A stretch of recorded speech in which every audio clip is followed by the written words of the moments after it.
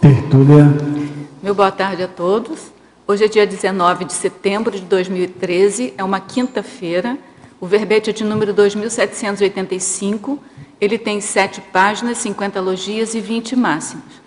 O tema é doença psicossomática e a especialidade é para psicopatologia. Quem redigiu o verbete é o veteraníssimo Marcelo Pasculin. O Marcelo Pasculin, ele é professor universitário, graduado em psicologia, especialista em docência do ensino superior, mestre em psicologia, brasileiro natural de Porto Alegre, Rio Grande do Sul, voluntário da Conscienciologia desde 1993, docente em Conscienciologia desde 2000 e tenepsista desde 2011. A doença psicossomática é o desequilíbrio, perturbação ou transtorno funcional e estrutural em tecidos, órgãos ou sistemas do corpo humano, sensível a influências de aspectos psicológicos, comportamentais, energéticos, pensênicos, extrafísicos e existenciais na gênese ou evolução da doença. Na pensenologia, nós destacamos o holopensene pessoal do desequilíbrio consciencial, a forma holopensênica patológica, a assinatura pensênica do soma, a megapoluição pensênica, a repetição do absurdo cosmoético desestabilizando a homeostase pensênica e predispondo às doenças. Na fatologia, a doença de origem desconhecida, a falsa doença, patomimia, a patologia entendida enquanto alerta consciencial, somático, a reciclagem imposta através da doença, o distúrbio psicoafetivo comprometedores da eficácia cerebral, o subcérebro abdominal inibindo o mental soma e predispondo à atuação predominantemente emocional.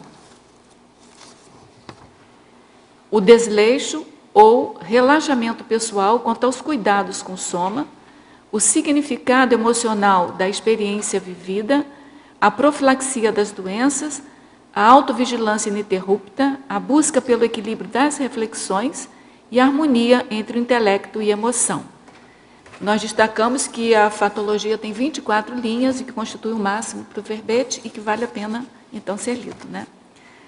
Para a fatologia, as repercussões somáticas da densidade do psicossoma, os bloqueios e descompensações bioenergéticas, a presença de energias conscienciais patogênicas, os auto- e heterassédios, a desassim insuficiente, a queixa predispondo à evocação de assediadores extrafísicos, o repúdio às ECs intrusivas, quando patológicas, a manutenção contínua dos 2 hemisférios cerebrais sem bloqueios de ECs.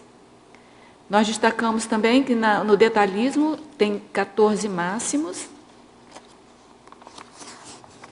E na argumentologia, também nós chamamos atenção para a enumeração taxologia, que segundo a medicina psicossomática, o verbetógrafo apresenta 10 doenças passíveis de sofrer influências de aspectos psicológicos da consciência. E no parágrafo predisposição, de acordo com a psicossomatologia, ele apresenta 48 fatores predisponentes à existência das doenças psicossomáticas. Na remissologia, nós destacamos antagonismo, bem-estar, mal-estar, autorremissão avançada, personalidade emocionalmente instável, reação exagerada e saúde emocional. Frase enfática. A doença psicossomática é fenômeno demarcado por estresse, ansiedade e depressão. Praticar hábitos sadios e otimismo cosmoético reconduz a consciência ao estado de equilíbrio holossomático. Questionologia. Você convive com doenças psicossomáticas? Quais as medidas profiláticas adotadas? Na bibliografia específica, o autor contribui aí com 12 fontes de referência. Agora, a mega-análise elaborada pelo João Paulo. Autovitimização, autorregulação, somatização, desequilíbrio, descontrole, distúrbio, alteração, autoassédio, transtorno e enfermidade, antisserenidade, psicoafetividade, nosopensenidade, morbopensenidade, parapsicopatologia, psicossomatologia, reeducaciologia, despertologia, pensinologia e nosologia. Antes da gente passar aqui para as perguntas do Teletertulianos, a gente gostaria de ouvir você falando o porquê do tema, contextualizando para a gente as suas pesquisas e o tema do verbete. Ok. Em primeiro lugar, boa tarde a todos. Privilégio estar aqui. E doença psicossomática eu estudo com mais profundidade desde 2005, quando comecei a ministrar essa disciplina na faculdade onde eu dou aula. Mas eu tive contato e comecei a estudar esse assunto desde 2000, quando fazia formação em psicoterapia breve, e ali teve uma disciplina bastante extensa sobre o assunto. E aí eu entrei em contato com literaturas a respeito e comecei a me interessar sobre essa relação que existe, melhor dizendo, essa compreensão mais elevada sobre o processo de adoecimento, nesse binômio saúde e doença, e essa relação que existe entre fatores emocionais, mentais e o próprio adoecimento. E aí, de todo esse período, aí eu fui acumulando material e compreendendo melhor o assunto. E tem muita proximidade com a Conscienciologia, como nós entendemos a questão da saúde, no caso holossomática, e também a doença. Só que existem muito mais conteúdos falando sobre a saúde holossomática e menos materiais falando sobre a doença holossomática. Aqui eu trouxe a doença psicossomática, mas que, na verdade, tem bastante relação com todo o conjunto de veículos a qual a consciência se manifesta. Porque, na verdade, algum nível de distúrbio, de alteração desse conjunto de veículos pode afetar o corpo humano, pode afetar o soma. Então, como nós, nessa fieira aí evolutiva, nesse passar de vidas e vidas, a gente vai sofrendo alguns traumas, algumas coisas que não elaboramos, que não entendemos, que não compreendemos, isso pode afetar os nossos veículos, inclusive o soma. Podemos ter predisposições, que hoje a gente estuda predisposição genética, mas por que não pensarmos em predisposições paragenéticas a determinadas doenças? No tocante à medicina, a psicossomática ela surge da medicina psicossomática. Desde o século XIX, ela é estudada e ela retorna estudos do início da medicina, da época de Hipócrates. Então, Hipócrates é considerado o pai da medicina e desde os seus... ficou muito conhecido os aforismos de Hipócrates, que, na verdade, são breves relatos da experiência e observação de Hipócrates, que era um médico e filósofo, do século V, antes da nossa era. Então, ele fez uma porção de registros e o entendimento dele e de toda a escola hipocrática era um entendimento da doença como uma alteração integral da pessoa. Ou seja, a pessoa, no caso lá dele da época, ele não falava holossoma, mas assim, existia uma alteração na vida da pessoa e não necessariamente a presença de algum elemento específico perturbador. Então, esse entendimento mais integral da pessoa e a doença enquanto esse elemento perturbador dessa vida que é uma vida de relações, que a gente está imerso aí numa porção de relações, essa perturbação, então, Hipócrates entendeu e relatou lá uma porção de eventos. Por exemplo, assim, um que me vem à cabeça aqui, ele fala que o sono e a insônia em excesso, tanto o sono como a insônia em excesso, é um sinal de que alguma coisa vai mal. Então, são coisas assim, no verão, tais sintomas são mais conhecidos, no inverno, tais sintomas são mais ocorrem mais, e assim vai. Mas a medicina psicossomática, então, ela estuda hoje muito mais as relações, essas relações das emoções e como que essas emoções afetam o corpo humano. Estuda a relação médico-paciente e, principalmente, todo um capítulo relacionado à interação entre principais sistemas do corpo humano: o sistema imunológico, o sistema endócrino e o sistema nervoso.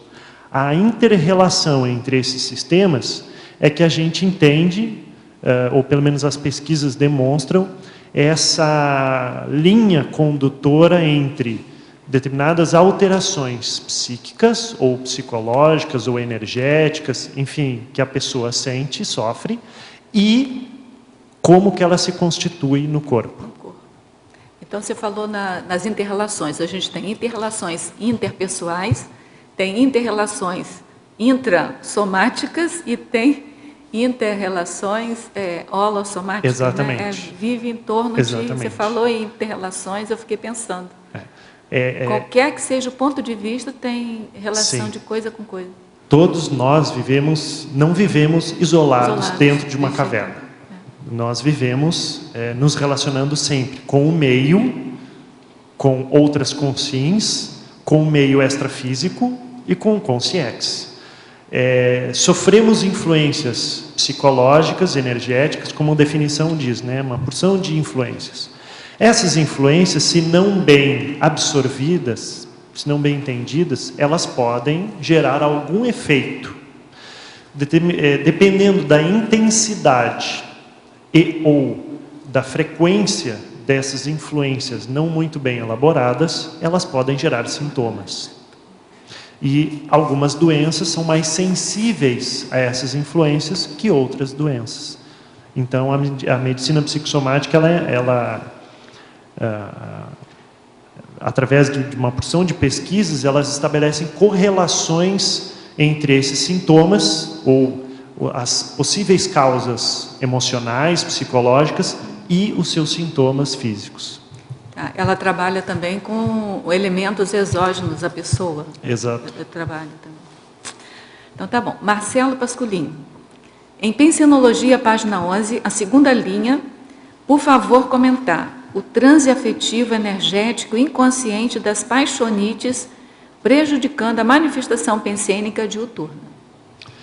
As paixonites, quando a pessoa fica vidrada em algo que não que ela coloca toda a sua energia, o seu pensênio, o seu foco em algo, e esse algo não é benéfico, não é saudável, a pessoa pode intoxicar-se com as energias daquele algo. Pode ser um objeto, pode ser uma pessoa, pode ser energias, pode ser, enfim. E essa intoxicação pode levar a pessoa ao adoecimento. E se for algo positivo, pode? A pessoa pode, dependendo do quanto que a pessoa se altera em função da paixão, desse foco que ela tem, dependendo de como a pessoa se altera, a pessoa pode ter algum sintoma, apresentar algum sintoma. Exemplo, ter dor de cabeça. É uma possibilidade. Exemplo, a pessoa se apaixona por algo, não consegue o objeto ao qual está apaixonada. A pessoa pode sofrer com isso. Então, apaixonar-se não é a melhor, apaixonar-se do modo irracional não é a melhor conduta, ou melhor, não é a conduta saudável. Em Fatologia, página 11, terceira e quarta linhas, por favor, comentar a indústria da doença e a mimepatia cristalizando hábitos doentios. Ok. Indústria da doença. Sim, vivemos hoje, na nossa sociedade, na indústria da doença. Por quê? Porque é um processo cultural que nos leva muito mais ao adoecimento do que à saúde. O que eu quero dizer com isso? O que nos é oferecido enquanto alternativas de vida, a sociedade nos oferece enquanto alternativas de vida, nos leva muito mais à doença. Exemplo, esportes radicais, adrenalina, né? Ficar viciado em adrenalina. Drogas, sejam elas ilícitas ou mesmo lícitas, e o álcool é a pior droga que existe, em função de todos os seus efeitos sociais que causam. Consumismo. Então, o consumismo leva a muitos problemas. Individualismo. O individualismo tem um lado bom e um lado ruim. O lado bom do individualismo é que a pessoa se sente capaz de, por ela mesma, prosperar. O lado ruim é a falta de contatos sadios. E essa falta de contatos sadios faz com que a pessoa não tenha a consciência, não desenvolva a intimidade necessária para amizades. E dentro da psicologia a gente estuda que as amizades são um grande elemento gerador de bem-estar. Outro fator da indústria da doença. A forma como são oferecidos para a gente alternativas de vida relacionados a contatos, amizades, etc. Hoje, os nossos contatos, as amizades, são muito mais superficiais, pouco profundas, mais doentias.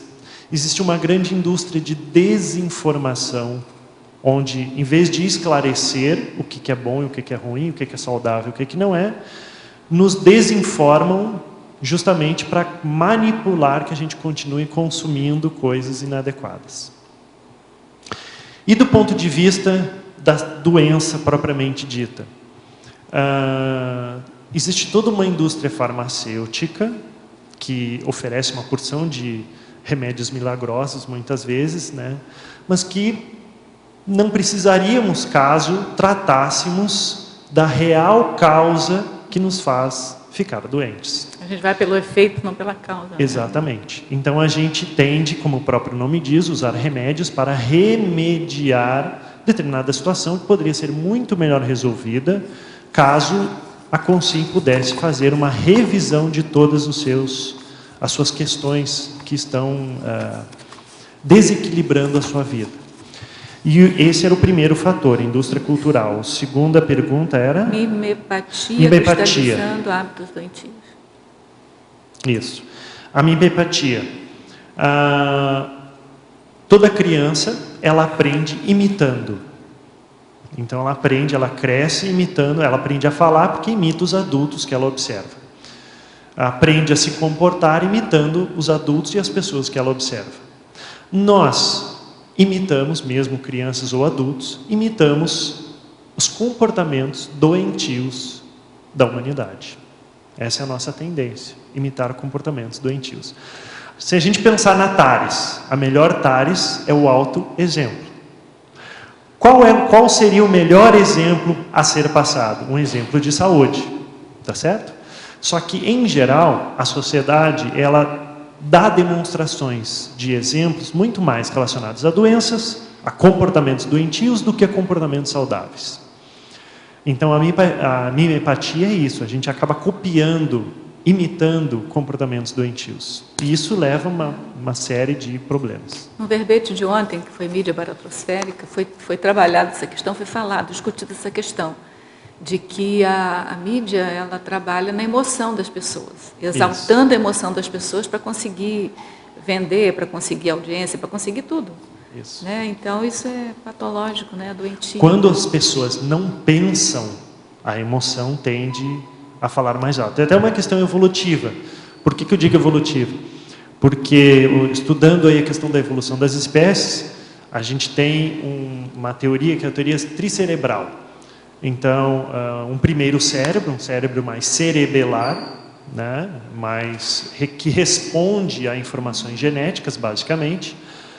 Evolutivamente, houve um desenvolvimento de um segundo cérebro chamado sistema límbico, que é o qual se baseia principalmente a medicina, os estudos da medicina psicossomática, e um terceiro cérebro que seria o córtex. Justamente nós, mamíferos, animais, estamos muito bem, sabemos muito bem lidar com esse segundo cérebro do sistema límbico. A gente está aprendendo a usar o córtex. Né? E a gente está aprendendo a usar o córtex, essa que é a verdade. Então, nós temos muito mais sinapses, vamos dizer assim, para lidar com, não lidar educadamente falando, mas a gente tem muito mais sinapses emocionais do que racionais. E isso a gente tem que desenvolver, mais as sinapses racionais. Ou seja, qualquer estímulo, ele vai acionar, antes do córtex, vai acionar o segundo cérebro, né? Por isso que a gente é emocional mais do que... Exatamente, exatamente. E dentro dos estudos sobre estresse, se fala muito que como que a gente identifica a doença psicossomática, né? Uma das formas de se identificar é através dos estudos sobre estresse. E nos estudos sobre estresse mostra que a Consim, quando está sob efeito do estresse, ela tende a responder a partir do comportamento que a Consim já aprendeu. E esse comportamento, em geral, é um comportamento emocional. E a formação dos sintomas das doenças pode ser muito bem entendida por essa, como eu falei lá no início do verbete, por essa relação entre sistemas nervoso, endócrino e imunológico. E quando há estresse, existe a forma de enfrentamento do estresse e a forma de superação do estresse. A melhor forma de superar o estresse é a Consim avaliar a situação, não mais como uma situação que a gente respondia emocionalmente igual todos os animais respondem. Achar que é um bicho grande e que eu tenho ou que lutar ou que fugir desse bicho grande. Então, a gente não precisa mais disso. A gente pode avaliar a situação como sendo algo muito mais possível de ser enfrentado, factível de ser resolvido. Só que a gente ainda tem uma tendência emocional na resposta. Então, a grande chave da mudança é avaliar as situações não mais como uma ameaça, e sim como oportunidades. E aí vem a Recim e a Resex enquanto oportunidades de superação e crescimento. Em Parafatologia, página 12, primeira e terceiras linhas, por favor comentar a autovivência do estado vibracional profilático atuando na evitação das acins doentias e as vampirizações energéticas. O estado vibracional é a principal técnica para a Consim ela superar essas intoxicações energéticas. Resolver essas intoxicações energéticas. Não se deixar contaminar por essas intoxicações energéticas. Então, é o principal recurso energético, profilático e também terapêutico para evitar a contaminação energética e diminuir uma vez já contaminado, diminuir essa contaminação energética. Já falou da vampirização também. Na vampirização, perdão.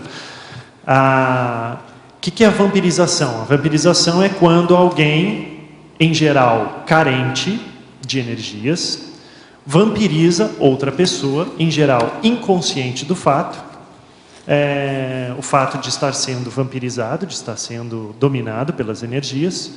E uma das formas de se evitar ou eliminar esse vampirismo é fazer o estado vibracional. Quando uma determinada Consim ou mesmo Consex vampiriza outra, ela vai sugando as energias. Ora, uma vez sugadas essas energias, essa pessoa, essa Consim vai ficar sem as suas energias, pode vir a ter algum tipo de doença. O EV, o estado vibracional, vai limitar esse processo de vampirização ou mesmo eliminar. Ao verbetógrafo, professor Marcelo. Na Fatologia, página 11, linhas 2 e 3. Por ser médico, atendo muitos pacientes que apresentam a falsa doença, a patomimia, e a doença simulada, visando benefícios do INSS, auxílio doença, aposentadoria precoce, afastamentos. Além da TARES, há outras maneiras de auxiliar esses falsos doentes? Ótima pergunta. Uma vez a Organização Mundial da Saúde fez uma pesquisa para saber o processo do adoecimento. E eles pegaram uma cidade de cada continente para fazer essa pesquisa. E eles visitaram hospitais gerais em uma dessas cidades. No caso da América do Sul foi o Brasil e a cidade escolhida foi o Rio de Janeiro. O que eles identificaram? Que aproximadamente aproximadamente 1/3 das pessoas que iam até o hospital não tinham doenças físicas. Tinham sintomas relacionados a algum problema emocional, energético, etc. Só que qual era o problema? O problema é que essas pessoas não conseguiam ser compreendidas na sua doença, nos seus sintomas. E uma vez não compreendidas, elas batiam na porta, elas faziam uma porção de exames e esses exames não demonstravam nada. Não convencidas, não compreendidas, elas batiam na porta de um segundo hospital para fazer novos exames, novas análises, etc. Resultado dessa pesquisa. A conta final, financeira, né? Questão bem energética financeira mesmo falando. A conta final desse 1/3, cerca de 1/3 das pessoas que, em tese, não tinham nenhuma doença física, era aproximadamente igual ou até superior à soma dos outros 2/3 que, de fato, tinham doença. Por quê?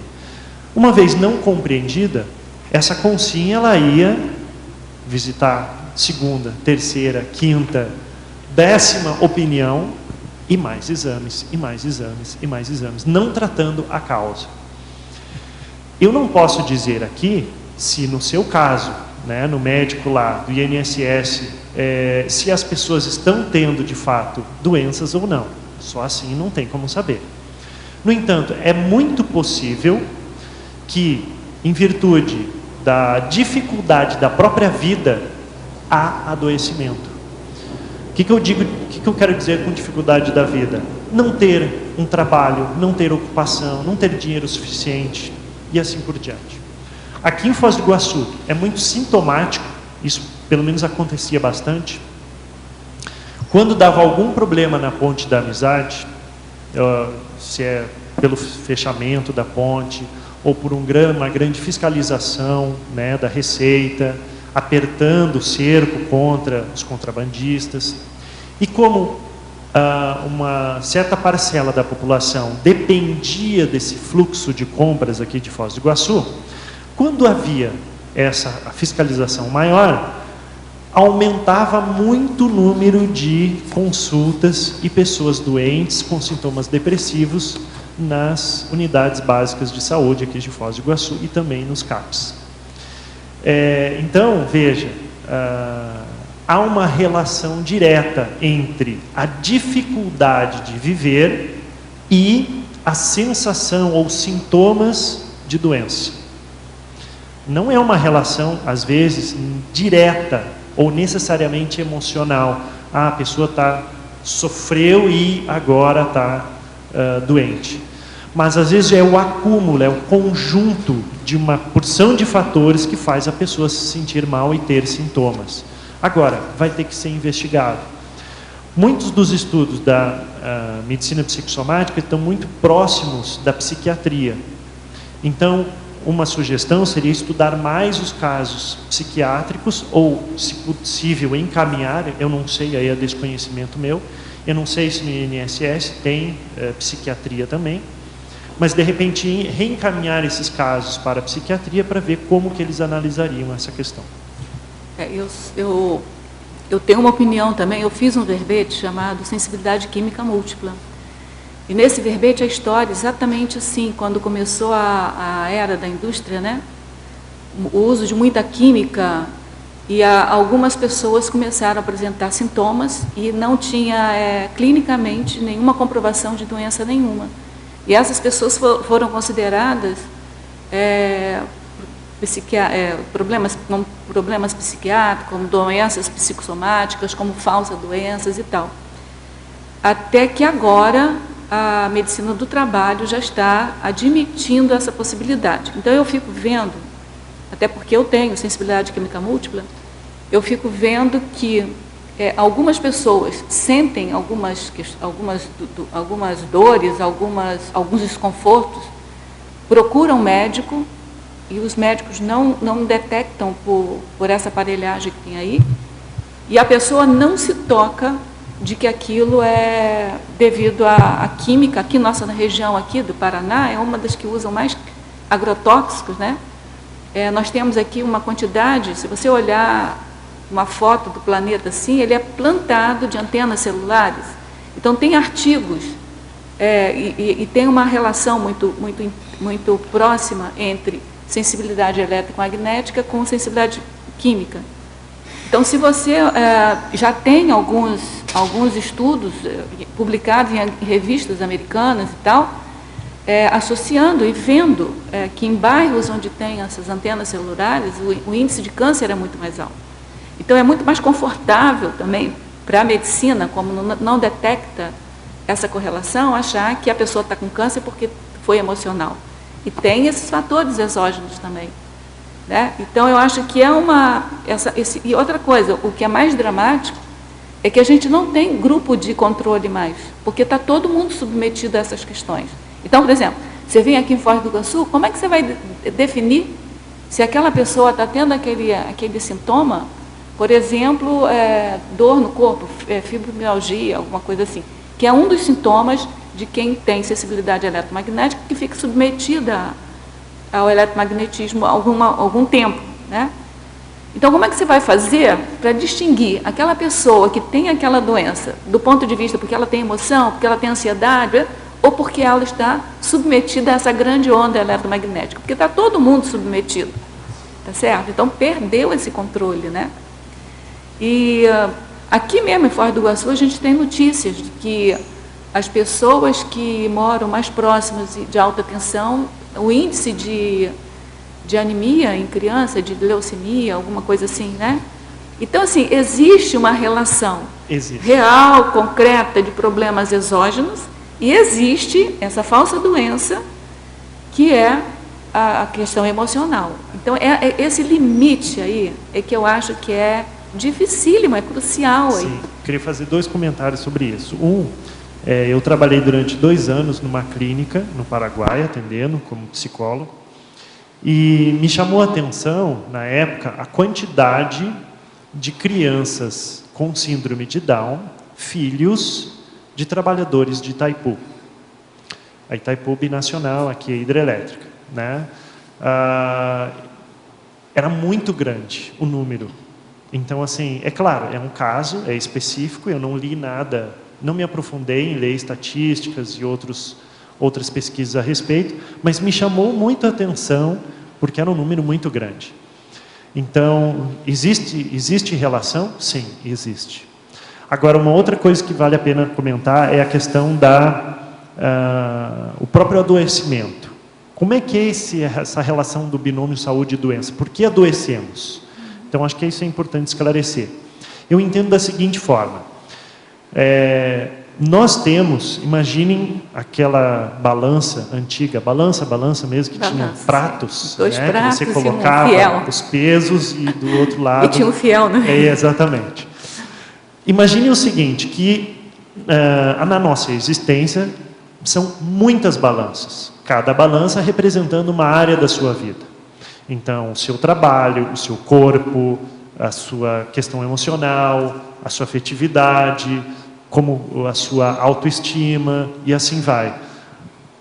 Paragenética, outras vidas, traumas de vidas anteriores. Você coloca tudo em diversas balanças. E claro, quando algumas dessas áreas começam a pesar, elas todas as balanças, vamos supor que elas caíssem. Então é como se existisse uma linha imaginária. No momento que o peso total dessas balanças começa a ultrapassar essa certa linha imaginária, começam a vir sintomas. Começam a aparecer sintomas. E por que aparecem sintomas no corpo físico, no corpo humano? Porque é a ponta mais rústica, onde nós estamos nos manifestando agora, e por todos os efeitos de relação que existe entre o sistema nervoso que comanda todo o corpo e os outros órgãos do corpo. Então, acaba tendo sintomas.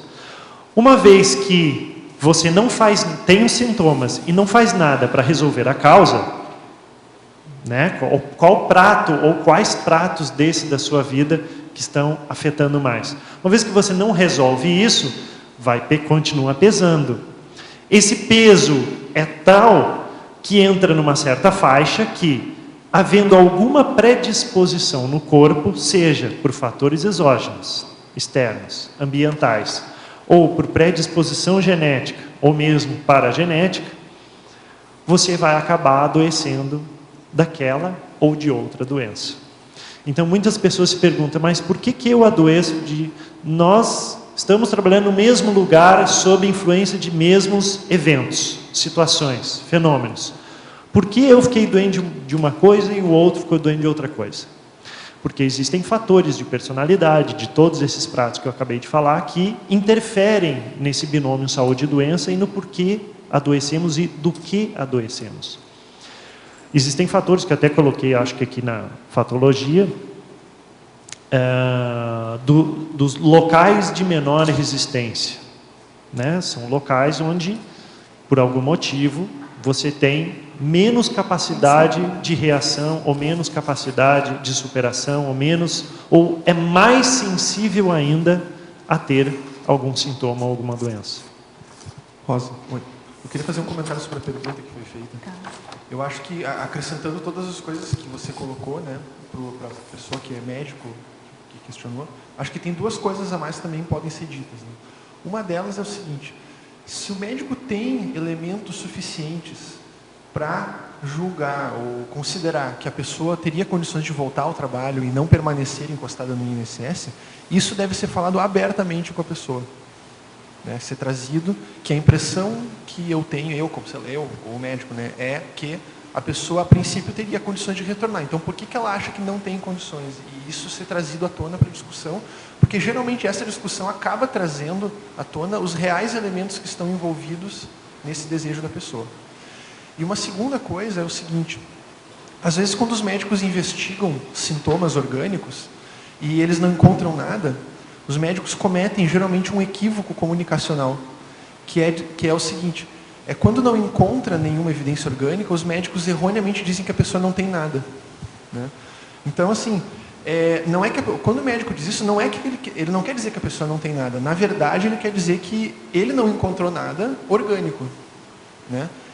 E aí o que acontece? Quando o médico não encontra nada, muitas vezes ele dentro dele, inconscientemente, se sente pressionado a não dizer isso, né, que não encontrou nada, não tem nada, porque a pessoa supostamente vai reagir contra isso, vai ficar desesperada, e o que eu tenho, e agora?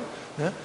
Então os médicos às vezes fazem a coisa mais difícil, quando o mais simples seria: olha, no seu caso, por mais que tudo que nós conversamos, lhe examinamos e investigamos, não encontrei evidência nenhuma de doença orgânica no seu caso, né? Até pode jogar às vezes a pergunta para a pessoa: nesse caso, o que tu acha que pode ser? Tu acha que pode ser alguma coisa emocional? Né? E muitas vezes vem resposta da pessoa muito interessante, né? E um terceiro ponto que você falou, né, da questão da sensibilidade eletromagnética e tal, os médicos estão muito acostumados a raciocinar sindromicamente, né? Então, síndrome da cólica de vesícula, né? Então, todo um conjunto de sinais e sintomas. Insuficiência cardíaca, todo um conjunto de sinais e sintomas. Agora, quando sai das grandes síndromes e vai para minúcias, os médicos ainda têm muita dificuldade de pensar diagnosticamente nesse ponto.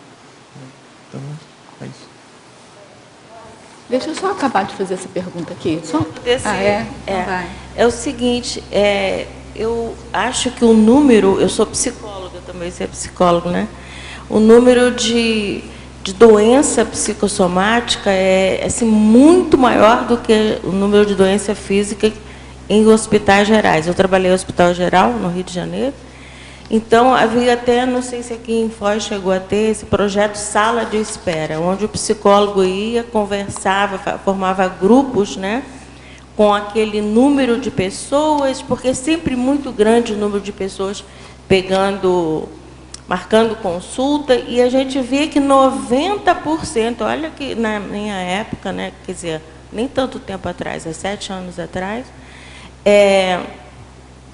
o número de doenças é como você descreveu, por problemas de falta de emprego, de N problemas. E a gente encaminhava, muitas vezes tinha até que encaminhar para psiquiatra também, mas não era oriunda de problema físico. E se, quer dizer, vocês que ainda estão dentro do sistema de saúde hoje público, né? Se pudesse conscientizar as pessoas responsáveis do papel do psicólogo nessa triagem em sala de espera, esse projeto de sala de espera foi muito interessante, porque ia minimizar muito os bolsos, né, da saúde pública, porque, na verdade, eu acho que quase 90%. E o médico realmente, que vai, como ele falou, diagnosticar um problema orgânico, ele fica num dilema. Ele vê que a pessoa está com sintomas, às vezes, até 3 vezes maiores se ele estivesse sentindo uma dor aguda. Mas ele está, assim, lá com todos os sintomas de doença crônica, né, porque causa realmente os sintomas são esses, e ele está com uma doença psicossomática. Então, fica difícil para o médico sem a ajuda do psicólogo e até, às vezes, por muito tempo perdurando a doença psicossomática, já é um caso de doença psiquiátrica, porque já a coisa ficou consolidada e, né?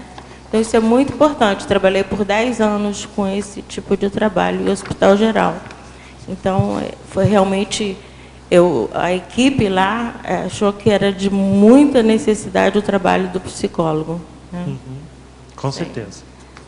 Poderia também nos falar da indústria da doença? Você já falou, mas é o médico que está perguntando.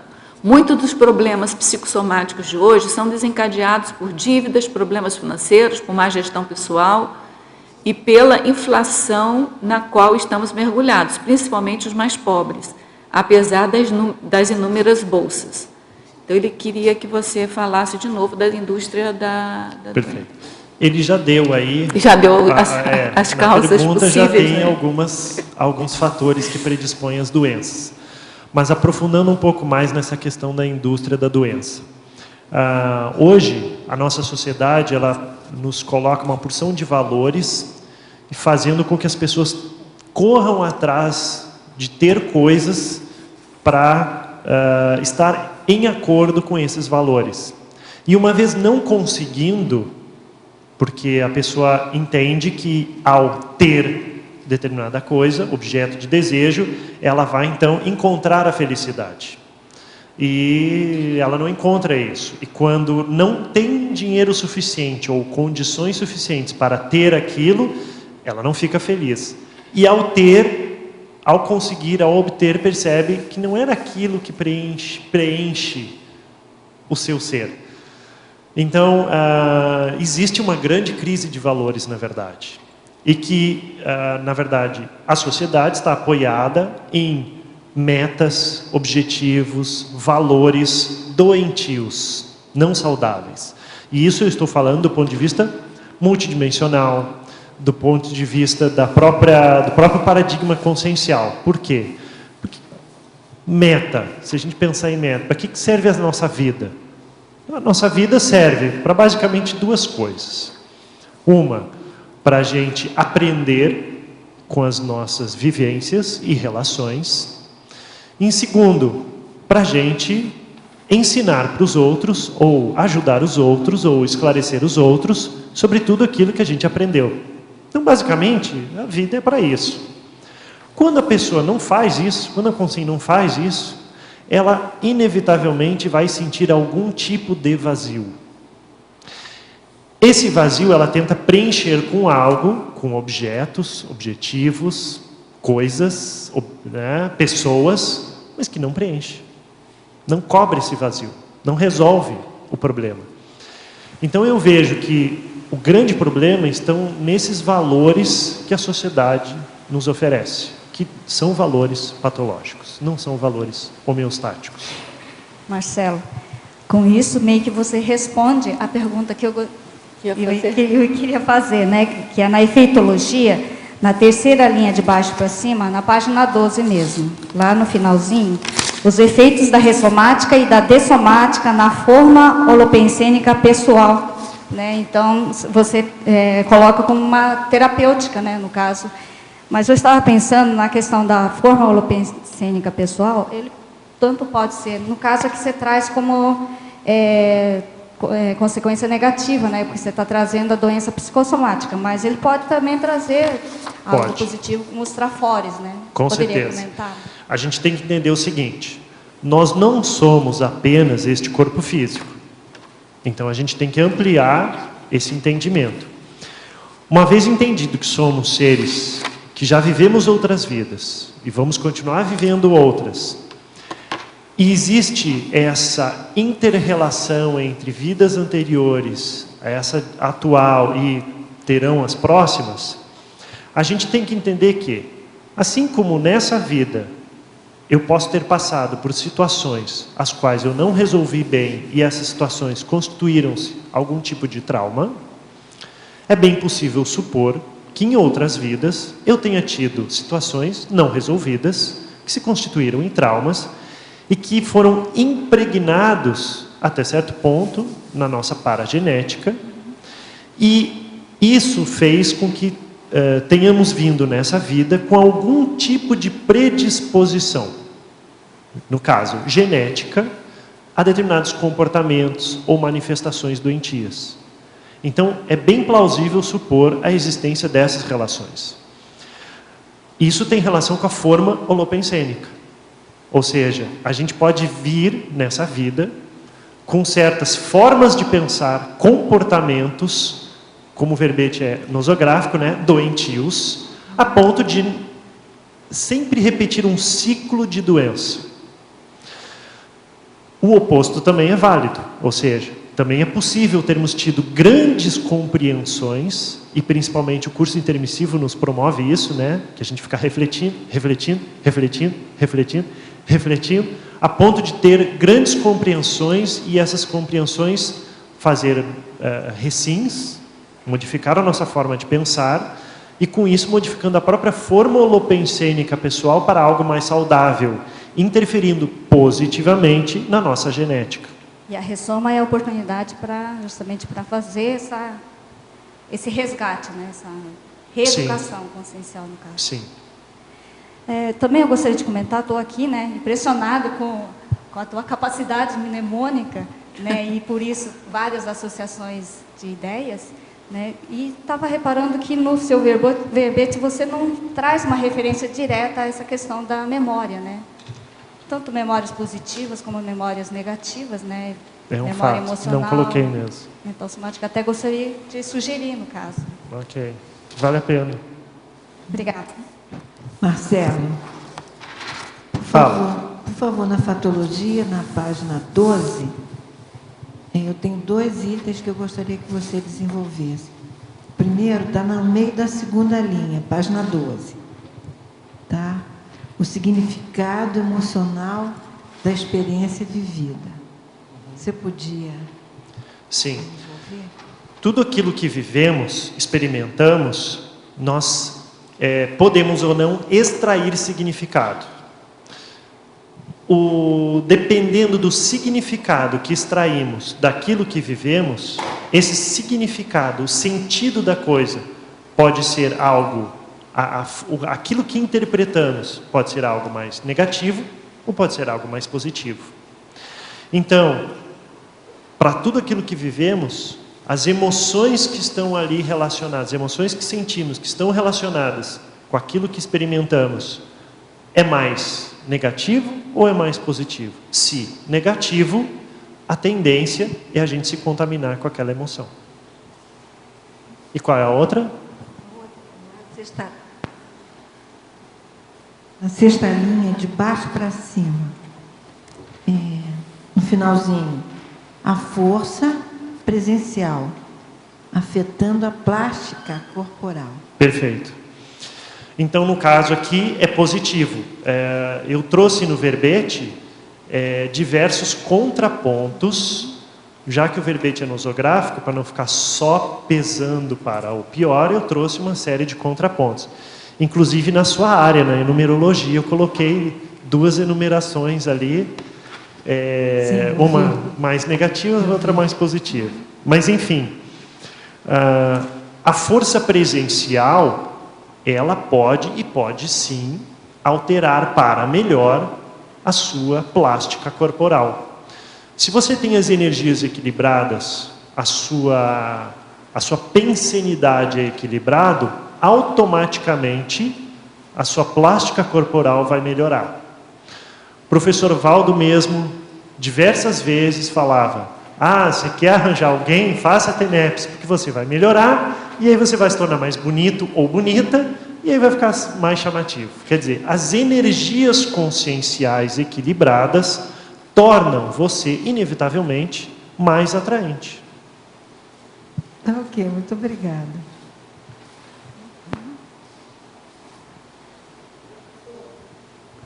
Só esperar um pouquinho que ele já pode. Aqui na primeira página, Fatologia, na 6ª linha, eu gostaria que comentasse um pouco mais sobre as emoções desenfreadas da raiva. Aí também na linha número 10, os nervos à flor da pele predispondo ao surgimento de crises asmáticas. Muito bom. E pode ser mais uma? Pode. Na número 11. Se eu me esquecer, daí você me lembra de novo. Tá. A personalidade tipo A. Ok. Então, primeiro, as emoções desenfreadas da raiva e beligerância. A raiva, eu coloquei aqui no próprio verbete, enquanto Mega Pensene, o Mega Pensene que ódio é doença. Então, ódio, raiva, emoções fortes e negativas, elas contaminam negativamente a pessoa que tem essas emoções. Porque elas não conseguem ser administradas pelo corpo. A não ser que a pessoa jogue tudo para fora depois. Como? Através de algum exercício, de alguma atividade extenuante. Aí, às vezes, a pessoa consegue pôr para fora aquela raiva. Por quê? Porque, automaticamente, quando a pessoa tem raiva, ódio, etc., todas essas emoções fortes, a pessoa tem, na hora, uma grande descarga de adrenalina. Ela entra em estresse. Esse estresse, ele precisa, toda essa energia gerada, ela precisa ir para algum lugar. Só que, invariavelmente, a pessoa normal, ela tem a tendência a se sentir culpada depois por essa raiva, esse ódio e algo do gênero. E isso tende a fazer, essa culpa, tende a fazer com que a pessoa se autodeprecie, diminuindo a sua autoestima e potencializando sintomas depressivos. Com o passar do tempo, pode gerar depressão mesmo. Esse era o primeiro, né? Nervos à flor da pele. A asma é uma doença alérgica e que envolve a inflamação dos bronquíolos, né? Então, o que acontece? Na crise de asma, por ser uma doença alérgica, a pessoa fica hipersensível. Quando os nervos estão à flor da pele, ou quando a pessoa é contrariada, ou quando algo do gênero acontece, que a pessoa não consegue elaborar aquelas emoções, a pessoa que já tem asma, tá certo? Ela encontra na via aérea, no caso da asma, a válvula de escape e que acaba desencadeando a crise asmática. Então, há uma relação entre as emoções não resolvidas e o desencadeamento de crises asmáticas. É bem comum, isso pode acontecer com crianças, com adultos, a pessoa ter uma grande contrariedade mesmo, né? Queria porque queria uma grande coisa, chegou lá e frustrou-se. E isso gerar, essa frustração emocional grande, gerar uma crise asmática. Isso. E depois a personalidade tipo A. A personalidade tipo A, dentro dos estudos da cardiologia, ela foi estudada né, e entendida dessa forma, colocaram personalidade tipo A, eu entendo que por não conseguir uma outro tipo de classificação. E hoje em dia já existe personalidade tipo A, B, C. Deve ter sido a primeira, né? Foi A. Deve ter sido a primeira. Mas, enfim, o que é personalidade tipo A? Eles fizeram, na verdade, né, os Estados Unidos têm um grande valor que eles colocam em estatística todos os atendimentos. Então, o que eles verificaram? Eles foram estudar todas as pessoas que tinham algum problema cardíaco. E eles começaram a fazer delimitar alguns traços de personalidade dessas pessoas, pacientes cardíacos.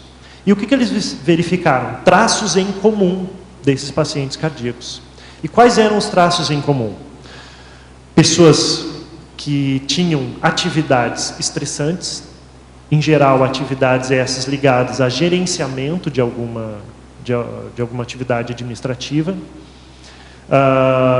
pessoas que tinham muita pressa, urgência em resolver coisas, pessoas que não queriam perder tempo nenhum com nada, pessoas que queriam tudo para ontem, né, que não queriam perder tempo, e além de não querer perder tempo, queriam tudo para ontem, muito autoexigentes e, em consequência, também heteroexigentes. Então, criavam um clima e um ambiente muito estressante. Em geral, sedentários, e também acabavam, pela própria nossa sociedade, né, acabavam fumando, né, ou tomando muito café, ou etc. Então, esse conjunto de características de personalidade ficou conhecida como personalidade tipo A e que tem relação com pacientes cardíacos. Então, hoje, é justamente quando se fala em condições de risco, justamente esses traços de personalidade são traços ou condições de risco para, se o indivíduo tem essas características, significa que ele tem um risco maior de vir a ter alguma doença cardíaca. Mas isso é uma questão estatística. Em doenças, sobre os estudos de doença psicossomática, a gente não pode nunca afirmar que sempre que determinado fator está presente, logo tal doença vai acontecer. Nunca a gente pode fazer isso. Consciência é imprevisível, né? Marcelo, por favor, na interaciologia, segunda linha, página 13, né? Você podia dar uma analisada nessa interação paragenética, genética? A gente já falou um pouco disso quando falou da fórmula pensênica, mas resumidamente, tanto traumas de outras vidas como fatores positivos de outras vidas, eles podem influenciar a paragenética, alterando a paragenética, e quando você ressoma, nasce, você pode trazer alguns desses fatores, elementos para a genética. No caso aqui, como a gente está falando de doença psicossomática, estamos abordando o caráter negativo.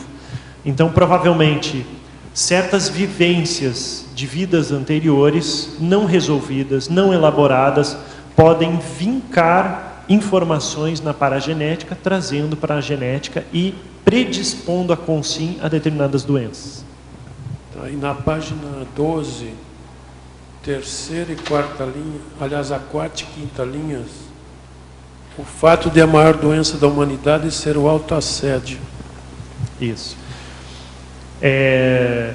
Na Conscienciologia, né, e principalmente nos livros do professor Valdo e também nos verbetes da própria enciclopédia, essa questão do autoassédio, ela aparece constantemente como sendo a pior doença da humanidade. Por quê? Porque, na verdade, é o autoassédio fruto de um padrão holopensênico doentio que acaba levando a pessoa a adoecer. Então, em stricto senso, nós poderíamos dizer, em lato senso, nós poderíamos dizer que nenhuma doença é sozinha. Toda doença é, na verdade, uma comorbidade, porque junto dela existe um autoassédio, que já é uma doença. Então, é uma matriz Na verdade, o autoassédio é uma grande matriz geradora de outras doenças. Bom, agora, eu não sei se está aqui no verbete, você analisar aquela expressão, só existe autocura.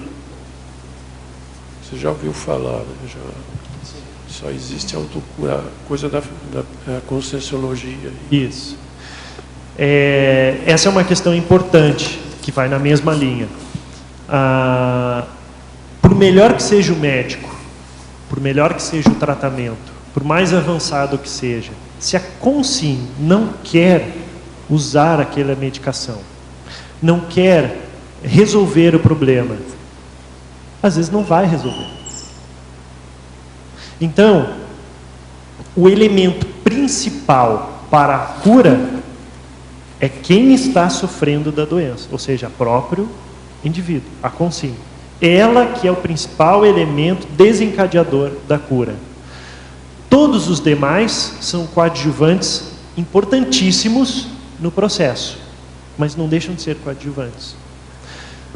Levando para um caso de esclarecimento, por exemplo. Se vem o Serenão aqui, Serenão é esse modelo evolutivo pela Conscienciologia, e diz para a gente, isso daqui é o melhor a se fazer, faça dessa forma, é o mais saudável.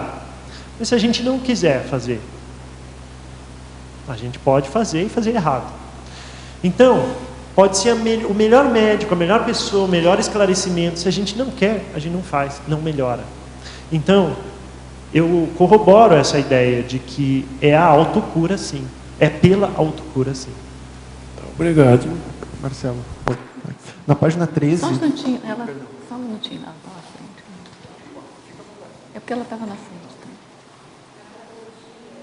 Na página 12, quarta linha de baixo para cima, queria que você comentasse a antiemotividade pacificadora.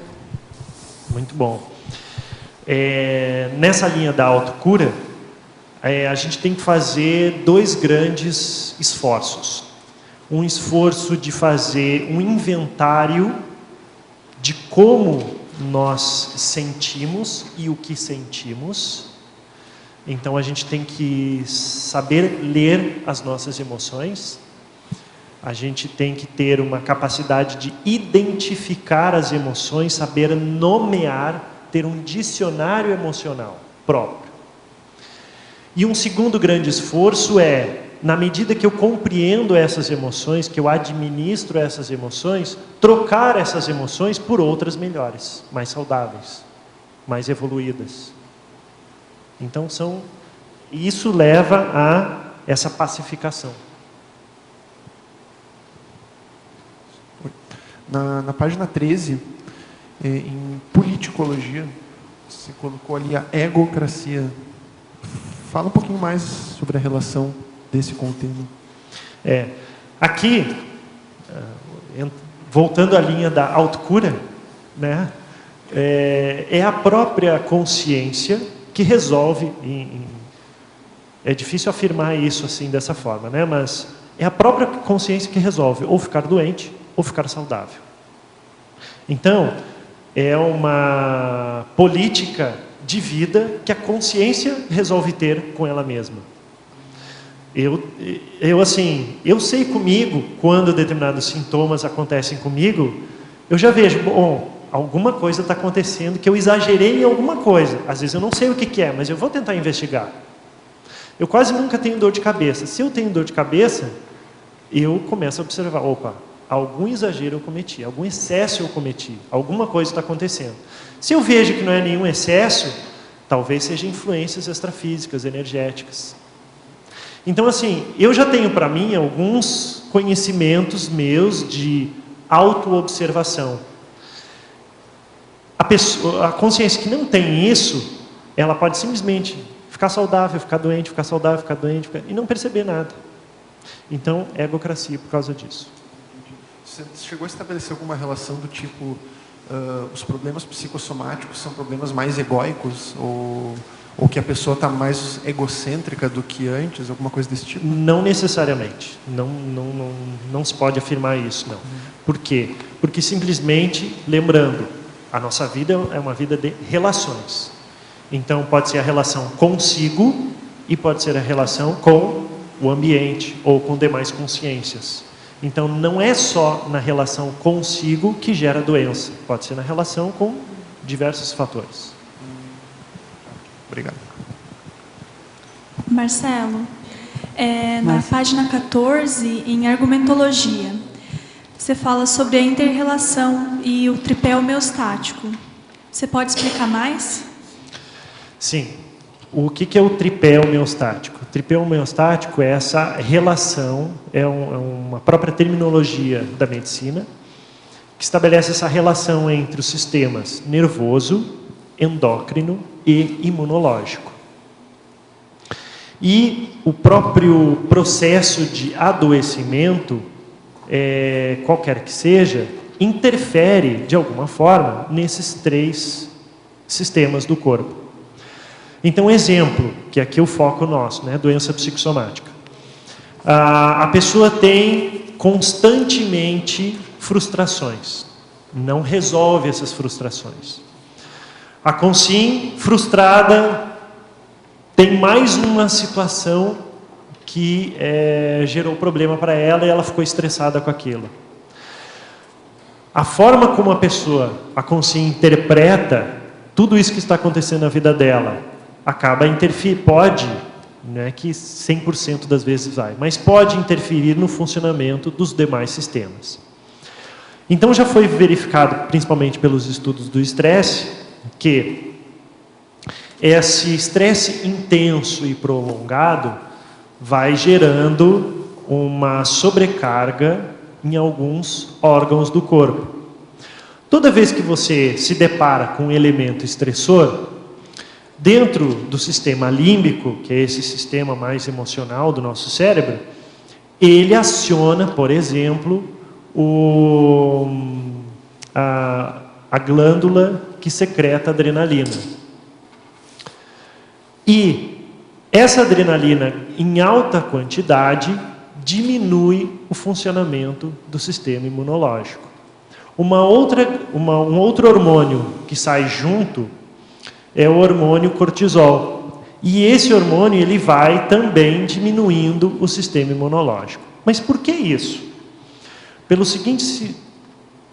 seguinte lógica e até inteligente.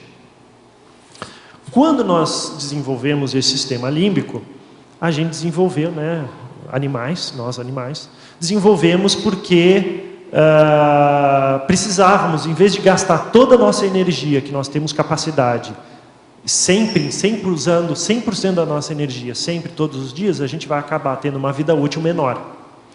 Então, inteligentemente, o cérebro pensou o seguinte: vamos economizar essa energia do corpo para gastar só quando for suficiente. É um pé de meia, né, que ele quis fazer. Só quando for necessário. O estresse, ele serve para isso, para gastar quando necessário.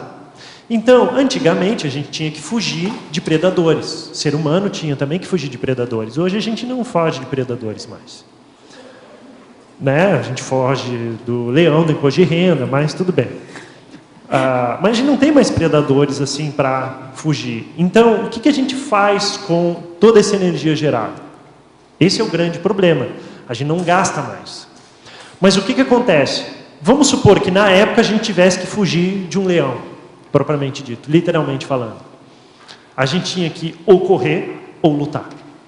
E a gente precisava ter uma grande capacidade do corpo para aquele momento. Pois bem, isso a gente não ia poder nos dar ao luxo de simplesmente ficar gastando energia para um cortezinho no dedo.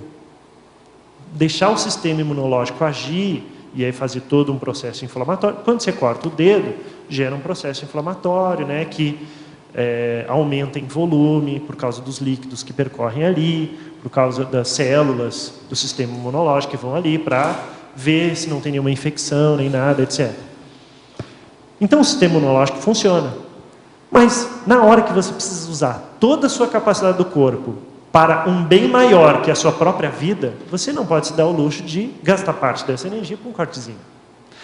Então, inteligentemente, o que o corpo entende? Vamos diminuir outras funções para preservar o principal, que é a própria vida. Então, por isso que diminui o funcionamento do sistema imunológico. Então, as reações de estresse, o estresse propriamente dito, acaba diminuindo o sistema imunológico e, com isso, predispondo ao surgimento de doenças ou à eclosão de determinadas doenças, que é o caso da herpes, por exemplo.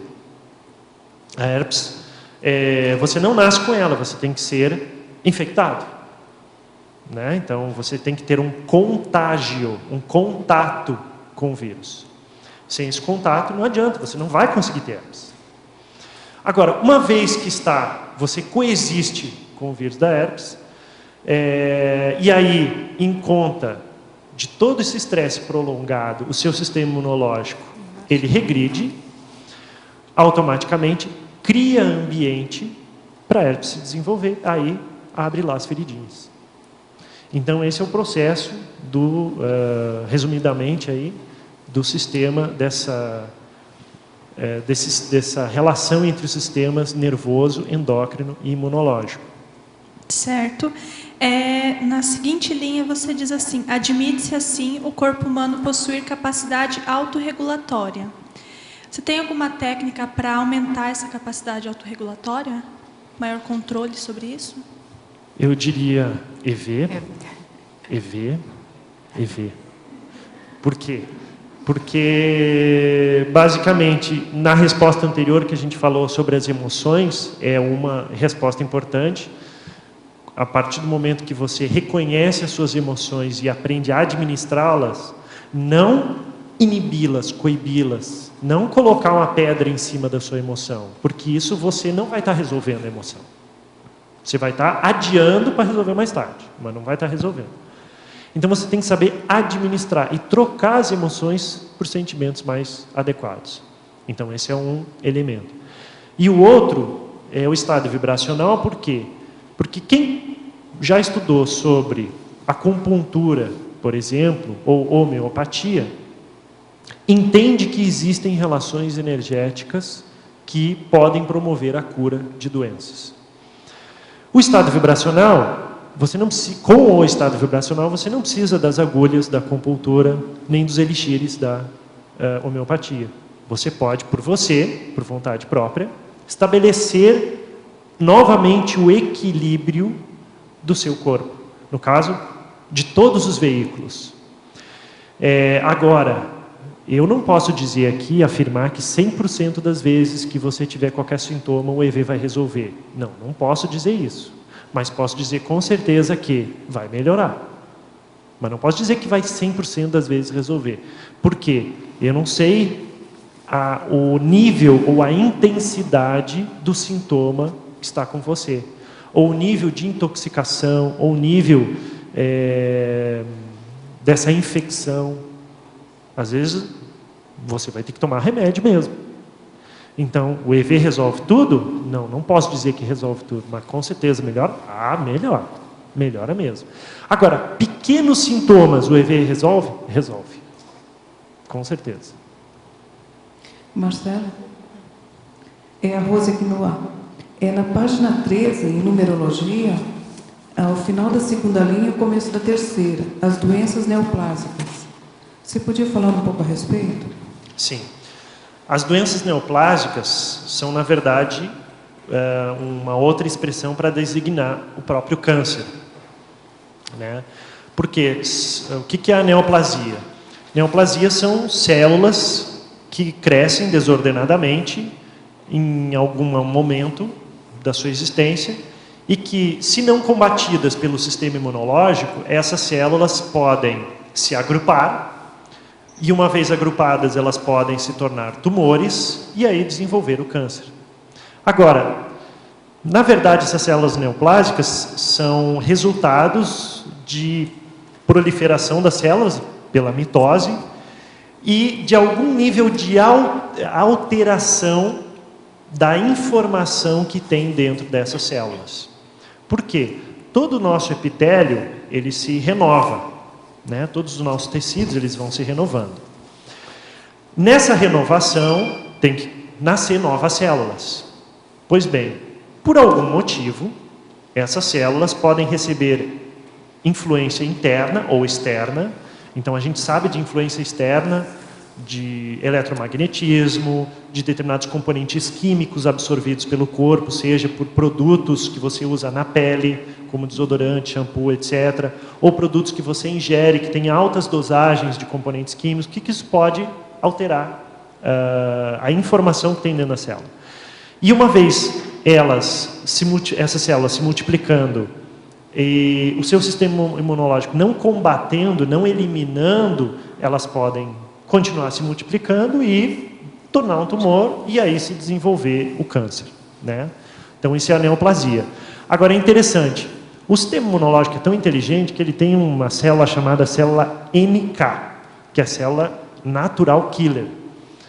E essa célula é como se fosse assim, analogamente, o grande serviço de limpeza, não urbano, mas é um serviço de limpeza dentro do corpo, que vai eliminando todos esses excessos que acabam tendo nos tecidos, ou essas células que são mais reproduzidas.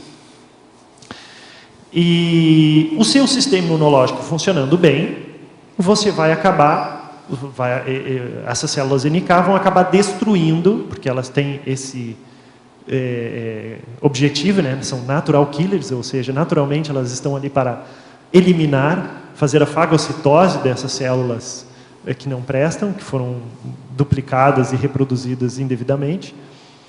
E se o seu sistema imunológico funciona bem, essas células serão eliminadas. E se o seu sistema imunológico não funciona bem? Existem uma série de estudos que correlacionam sintomas depressivos com o mau funcionamento específico dessas células NK. Então, existe uma relação entre quanto maior a depressão, menor o funcionamento dessas células NK. Logo, menor a capacidade do seu sistema imunológico de eliminar essas células que foram reproduzidas indevidamente. E isso tende, portanto, a gerar tumores. Não necessariamente serão tumores malignos, porque depende da informação que está dentro da célula que foi alterada. Depende do local, depende de uma série de circunstâncias. Então, sim, há relação bem direta entre sintomas depressivos e câncer. Mas isso é com todos os... Não podemos dizer que todo câncer é decorrente de depressão. Isso nós não podemos dizer. É diferente do sistema de correlação de variáveis com relação de causa e efeito. Tem correlação, mas não pode relacionar causa e efeito. Quanto a isso, era uma coisa que eu sempre questionava, porque às vezes tinha 10 pessoas, por exemplo, no experimento, que estavam tendo as mesmas informações, ou do meio, agressões pelo meio, e tinha um ou outro indivíduo que desenvolvia o câncer. Então, isso aí sempre foi um questionamento que eu tinha, e a gente tem que ver assim, que cada caso é um caso, e muitos estão suscetíveis ao meio, outros já é uma questão mais psicológica mesmo. Sim. E aqui na exemplologia ainda você fala desse contexto, né? Isso. A exemplologia da doença psicossomática mais complexa, o exemplo é o câncer, exatamente. Justamente. Ok, obrigada, Marcelo.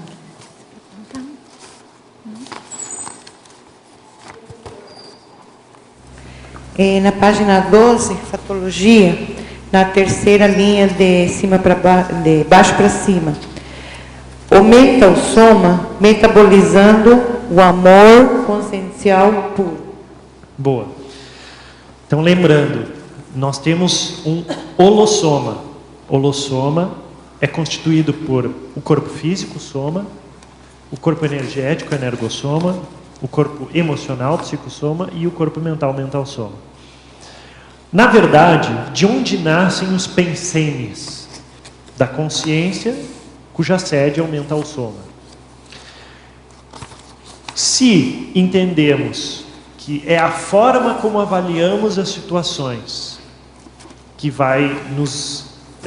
portanto, como enfrentamos as situações, é que vai ser o grande diferencial para a gente não se contaminar ou não sofrer mais com as situações e ficarmos mais saudáveis, é justamente a forma de pensar ou a forma de pensenizar através do mentalsoma que pode gerar um sentimento mais elevado, que aqui chamamos de amor puro.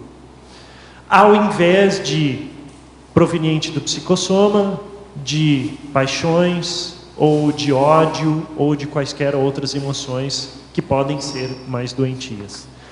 Então, a sede, a origem de sentimentos mais elevados é o mental soma. Por isso que a gente tem que sempre tentar, na medida do nosso possível, fazermos esforços para pensarmos mais saudavelmente, expressar sentimentos mais adequados. Ok, professor. Só mais uma perguntinha aqui na parafatonologia, na terceira linha. Os bloqueios e descompensações bioenergéticas. Isso. Quando nós estamos nos relacionando, seja com pessoas, seja com objetos, situações, ambientes, nós fazemos trocas energéticas. Uma vez que você não mobiliza suas energias, não faz o EV, não limpa suas energias de nenhuma forma, isso pode gerar algum bloqueio.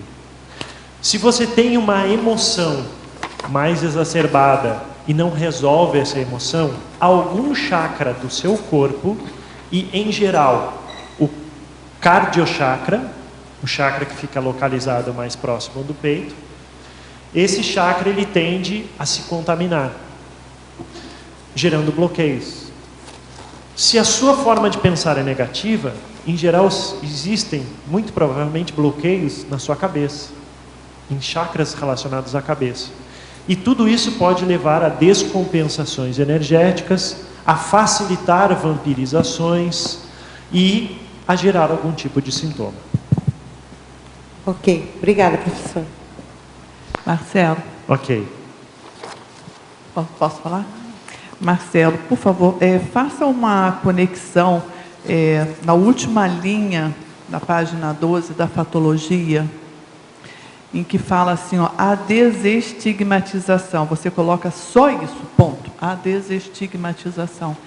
Qual é a relação básica entre esse processo e a doença psicossomática? Ótimo. Existem, por exemplo, alguns fenômenos que determinadas pessoas desenvolvem chagas, né, em função de toda a sua adoração, dogma relacionado a Cristo, etc. Então, esse é um processo de estigmatização.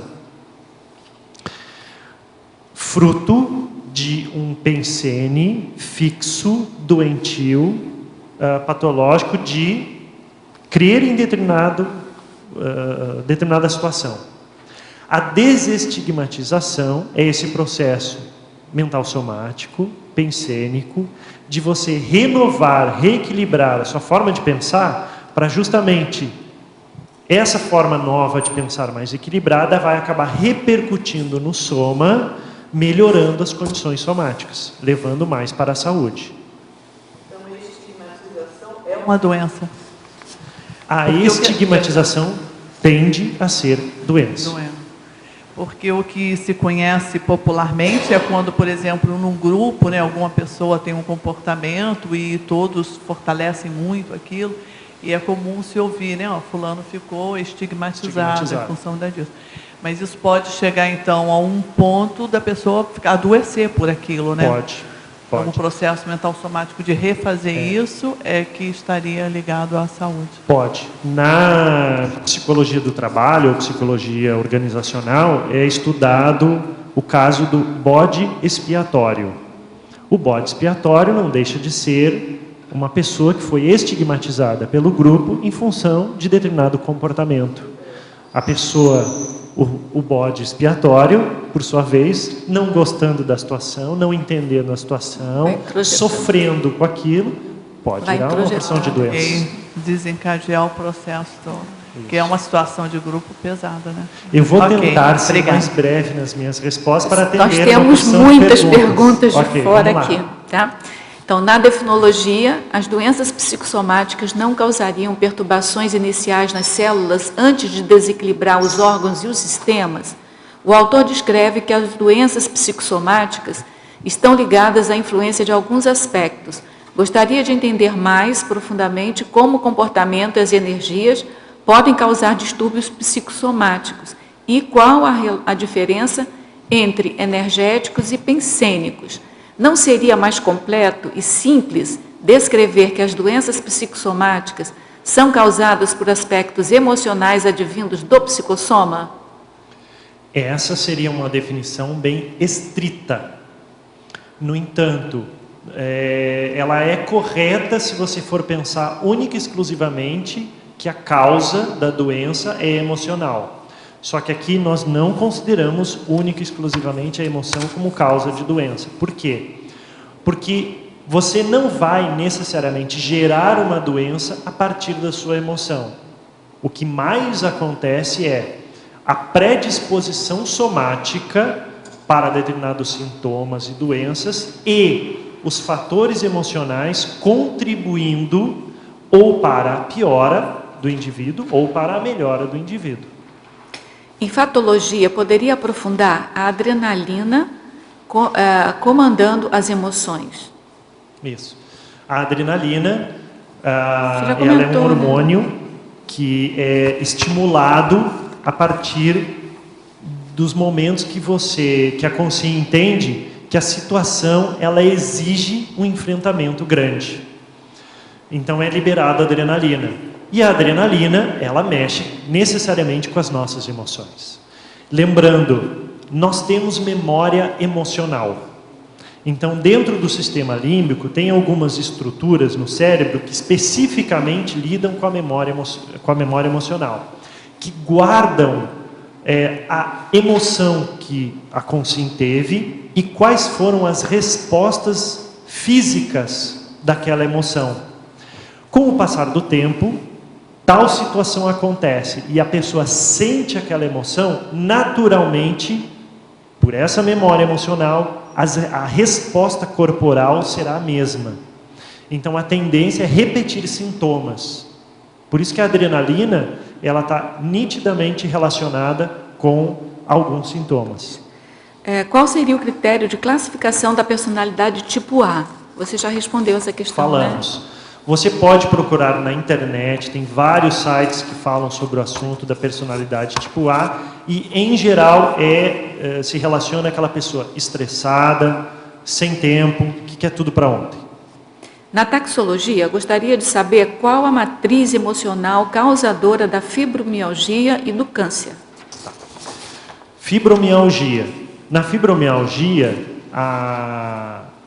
o que acontece da inflamação das articulações, elas são sensíveis ao estado de humor e ao estado emocional do indivíduo. Então, determinado tipo de estresse, intensidade do estresse, das emoções vivenciadas, elas podem interferir a pessoa que tem fibromialgia. Existem diversos estudos, se você procurar estudos científicos, relacionando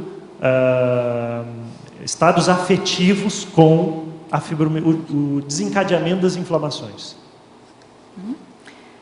No câncer... Do câncer, a gente explicou antes o câncer. Do câncer, da mesma forma, existem uma porção de estatísticas relacionando os sintomas depressivos e o câncer. Na 10ª linha da fatologia, poderia comentar os nervos à flor da pele predispondo o surgimento de crises asmáticas? Também, a gente faz a pergunta novamente para você ver a incidência das perguntas. Né? Tá certo. Mas você pode fazer um resumo, porque a pessoa pode ter chegado agora. Da mesma forma, os nervos à flor da pele, nada mais é do que a adrenalina, que acaba desencadeando crises asmáticas. Lembrando, não é a emoção que gera a asma. A pessoa já tem algum tipo de predisposição, já tem a doença, ela é alérgica, só que a pessoa fica hipersensível. Estando hipersensível, as emoções alteram e acabam a asma, enquanto uma válvula de escape, ela acaba desencadeando a crise asmática. E é retroalimentador, né? Porque o problema asmático, eu não tenho asma, mas deve ser agoniante. Sim. Então aquilo altera a emoção da pessoa. É uma coisa ligada à outra. Por isso que tem que controlar, aprender a administrar as emoções. A manifestação do sintoma físico indica fracasso do autodomínio emocional? Não necessariamente. Pode indicar, dependendo da consim, e para outra consim, não. Exemplo, você entrou no ônibus e no ônibus todo mundo estava contaminado com gripe. Todo mundo estava espirrando. Você ficou num ambiente onde era inevitável você contrair o vírus da gripe. Não é porque você está emocionalmente abalado que você ficou com gripe.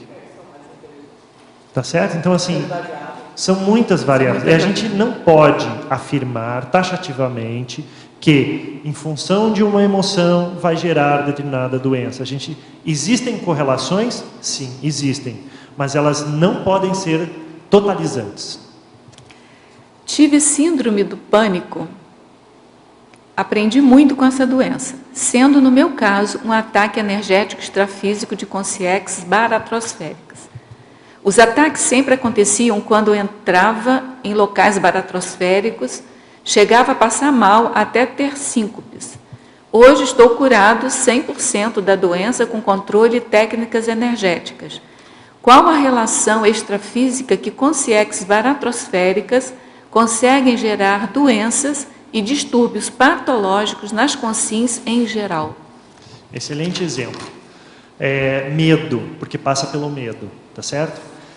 O medo desencadeia sintomas de estresse. E aí entra no mesmo esquema que a gente já explicou. Uma das piores doenças que existe é o medo. Por quê? Porque paralisa a consciência. E, se extrafisicamente, o medo vai paralisar a consciência também. Tá certo? E isso faz com que a consciência ela adoeça. Porque o medo faz com que a pessoa tenha uma porção de estresse intenso e ela pode mudar a sua forma de pensar, gerar crenças erradas e viver com essas crenças erradas que podem gerar doenças. Então, o ideal para vencer o medo é, em primeiro lugar, conhecer, em segundo lugar, enfrentar pouco a pouco. Professor Marcelo, essa pessoa é de Madrid, é recente na Conscienciologia. Na página 12, em Parafatologia, quarta linha, você traz a desassim insuficiente. Na minha falta de experiência com trabalhos energéticos, percebo que exteriorizar energia é mais fácil que absorver. A desassim consiste em exteriorizar aquilo que se absorveu.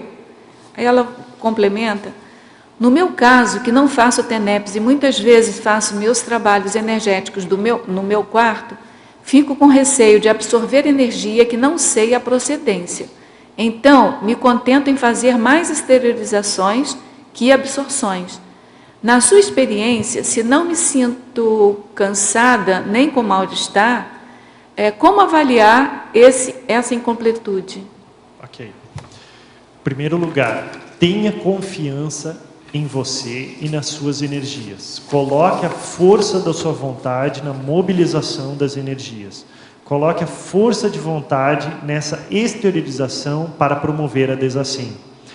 Para ficar bem nítido essa liberação das energias nocivas ou patológicas ou que você tenha pego inadvertidamente.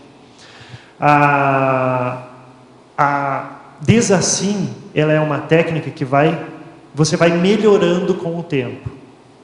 Por isso, tenha confiança nas suas energias. Tenha confiança em você que vai dar certo. Mas ela pergunta também na completude de você fazer a assim e a desassim.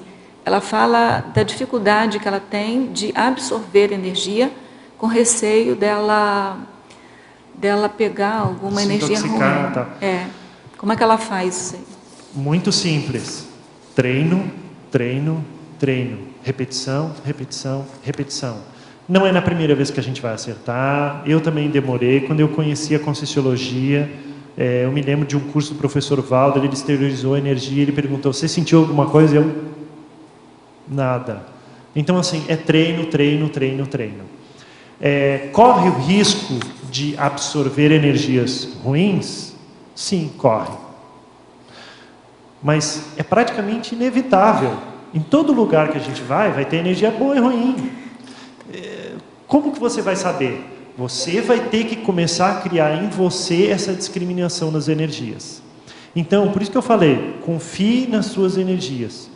Confie no seu trabalho de energia. Faça com vontade, com disposição. Por quê? Porque é isso que vai fazer a diferença.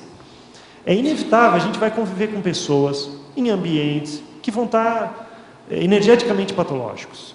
Então, a gente vai ter que criar dentro da gente essa condição. Corre o risco de absorver energias ruins? Corre. Mas vamos treinar. Quanto ao item 4 da taxologia, dermatite atópica, gostaria de contribuir dizendo que por vários anos sofri de urticária dermográfica, fiz vários exames que constataram que não sofro de nenhuma alergia e que essa sensibilidade da pele é decorrência de estafa física e mental. Isso mesmo. Poderia comentar e dar algumas dicas? Isso. Eu li alguns casos, inclusive sobre urticária, que dizia muito parecido com que o seu caso. E é interessante porque a urticária, em geral, ela tem sempre, pelo menos na literatura, algum fator que gera aquela alergia. Tem que se encostar em alguma planta, ter contato, né, na derme com alguma coisa. Mas também na literatura mostra alguns casos de pessoas que desenvolveram urticária, mas que não tiveram contato com nada assim que aparentemente pudesse gerar urticária. E que eram estados emocionais alterados que acabaram gerando a urticária. E detalhe, na dermatologia, a dermatologia em si é uma especialidade da medicina ainda que tem muita relação com a medicina psicossomática, com as doenças psicossomáticas, porque ela sofre muita influência das questões emocionais. Só para dar um outro exemplo, diferente. Tem uma doença que eu não me lembro o nome agora, mas que o nosso corpo é tão inteligente para mostrar para a consciência que a consciência está errando em alguma coisa, que às vezes o problema da pele dá em lugares escondidos. Então lá no pé, onde a gente calça sapato, ou em algum lugar do nosso corpo que a gente põe a roupa por cima. Mas quando a pessoa não resolve o problema que está gerando, a pessoa põe lá uma pomadinha para tratar, mas não resolve. Enquanto a pessoa não resolve, aquele problema começa a ir para partes mais visíveis do corpo. Então nas mãos, no rosto, aí que a pessoa para a vida dela e começa a resolver. Então assim, essa especialidade da dermatologia é muito interessante para a gente ver casos psicossomáticos. Tenho um filho de 6 anos que desconfio ser um cons-réu. O que fazer no dia a dia para educar, lidar com ele no que tange a violação da hierarquia e das normas dentro da escola e em casa? Eu não entendi a primeira. Ele é o quê? Ela desconfia que ele seja um cons-réu. Não é simples o trabalho. Tem 6 anos só. Ok. Não é simples o trabalho, vai exigir muito esforço dos pais, mas é possível. Limite com afeto. Limite com afeto. Então, o que precisa ser feito é dar limites. Isso, entenda-se, regras. Essas regras têm que ser claras. A criança precisa obedecer. E para obedecer, os pais não precisam usar de agressões físicas. Precisam usar de coerência. O que eu quero dizer com coerência? Quanto mais o adulto for coerente, ou seja, aquilo que ele fala, ele faz, rapidamente a criança aprende. Quando o pai fala, ou a mãe fala alguma coisa e não faz, a criança começa a atender. Bom, determinada coisa eu vou pedir para o pai, determinada coisa eu vou pedir para a mãe, então assim a criança começa um jogo. Então, tem que dar limites, e principalmente os pais têm que ser coerentes na sua condução de vida. Aí a criança, ela começa a aprender essas normas sociais e a conviver melhor. Agora, eu acho 6 anos muito pouco para ela já chegar a essa conclusão. Eu tenho uma experiência, assim, bem próxima de mim, de uma criança que tinha todos os sintomas, era agressivo, brigava com todos os colegas, vinha sempre com reclamação para a escola. Mas, assim, os pais sempre atuantes e dando limite e conversando muito com a criança, e a gente também conversando com os pais, né? E a gente percebeu que essa criança tinha uma certa dificuldade de aprendizagem na escola. E aí os pais colocaram preceptores, em resumo, de uma hora para outra, não assim como um milagre, mas trabalhando energia com essa criança, enfim. Essa criança virou, ela está uma criança amável, dócil, compreensiva, ou seja, ela foi atendida na necessidade dela. Também isso eu acho que é importante colocar como exemplo, porque eu acho muito cedo, 6 anos, para já chegar à conclusão de que uma criança é consréu. E se for, isso não teria problema nenhum. Essa criança que eu estou falando também, não sei se ela tem curso intermissivo, que quem não tem curso intermissivo a gente denomina consréu, né? Nós somos reurbanizados numa etapa um pouco mais evoluída, vamos chamar assim, porque a gente fez curso intermissivo. Mas, independente de ser ou não consréu, a gente tem que atender a criança na necessidade dela também. Agora, só para fazer um adendo aí.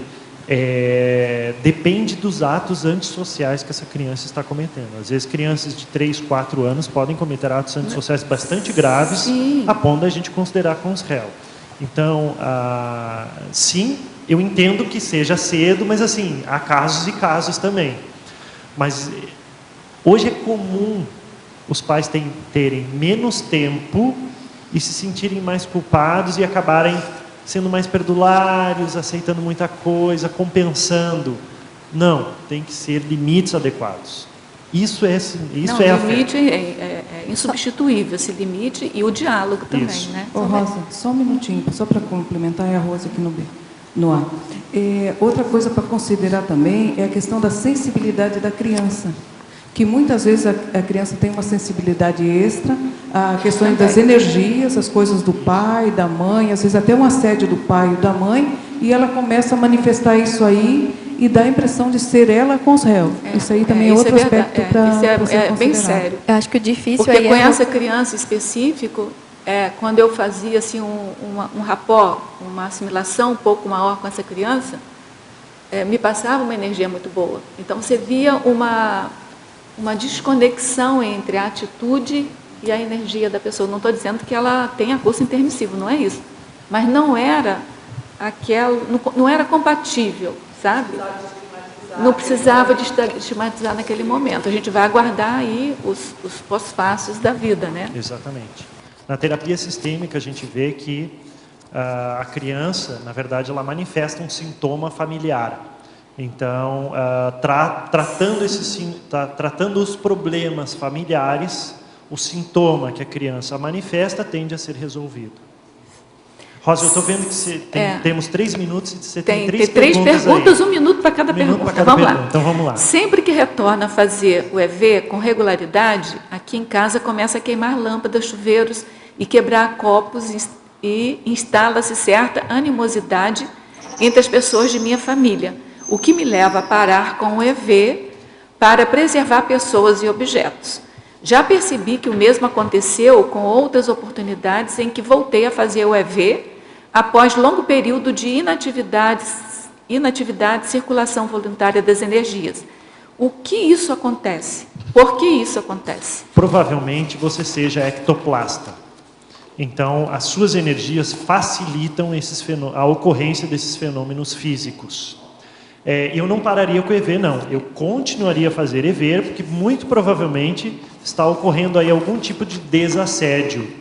E as consciex energívoras que estavam ali vampirizando, manipulando essas pessoas que estão aí nessa casa, e, portanto, sugando essas energias, estão ficando bastante incomodadas com você renovando e tentando limpar o ambiente. Eu permaneceria limpando esse ambiente fazendo EV. Concordo. A solução seria o EV e não a falta dele, né? Passei por um problema sério de quebra no pé e no posto de saúde onde eu fui socorrido, das 7 pessoas, só 2 tinham um problema. Eu que quebrei o pé e outra pessoa que quebrou a perna. No percurso do meu tempo lá, a maioria estava lá dizendo ter problemas para ter um atestado médico. Minha amiga que trabalha lá disse ser assim o tempo todo. Então, tem a ética relativa aos problemas psicossomáticos envolvidos. Qual sua experiência neste caso? Pode opinar? Difícil falar pouco nessa situação aí. Mas, quando a Consim ela está inadaptada ao ambiente, a tendência é ela levar essa inadaptação a algum lugar. Ela pode usar a via somática, o corpo, para desaguar esse sentimento de inadaptação e transformando em algum sintoma ou doença. Essa pergunta vem da Alemanha para você. Por gentileza, comentar no item tecnologia, página 12. São 3 técnicas. As técnicas de auto e hétero desassédio, a técnica de desassimilação simpática das energias gravitantes e a técnica da mudança de bloco pensênico. Poderia dar exemplos, por favor? Ela pede exemplo da mudança de bloco. Ok. Sendo bem breve, você pode encontrar no livro Projeciologia toda a descrição de todas essas técnicas. Basta você procurar no índice, se você fala português, mesmo estando na Alemanha. Mas, basicamente, as técnicas são de você fazer o estado vibracional, energias, mobilização, de você fazer a exteriorização, e você faz dessas energias e a absorção dessas energias. Com isso, você consegue a mobilização e também a assim e desassim. E é o heterodesassédio, né? Isso promove o heterodesassédio. E o heterodesassédio, junto das energias, tem que ter a intencionalidade cosmoética e o pensene de esclarecimento. Se você não puder falar nada. E se você puder falar, esclareça literalmente. E o outro é a técnica de mudança de bloco pensênico.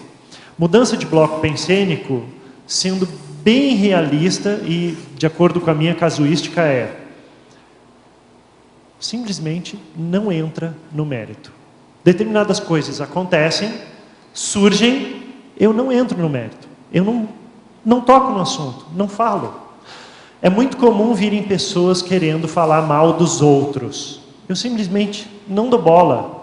Não levo, não entro no mérito, não falo nada. Deixo a pessoa falando sozinho. Isso é mudar bloco pensênico. Ou, mais especificamente, você está preocupado com algo. Se eu me dou conta que eu estou preocupado com algo, na mesma hora eu faço a pergunta para mim. Tenho como resolver agora? Se sim, vou lá e resolvo. Se não, marco na agenda quando que eu vou resolver. É dessa forma.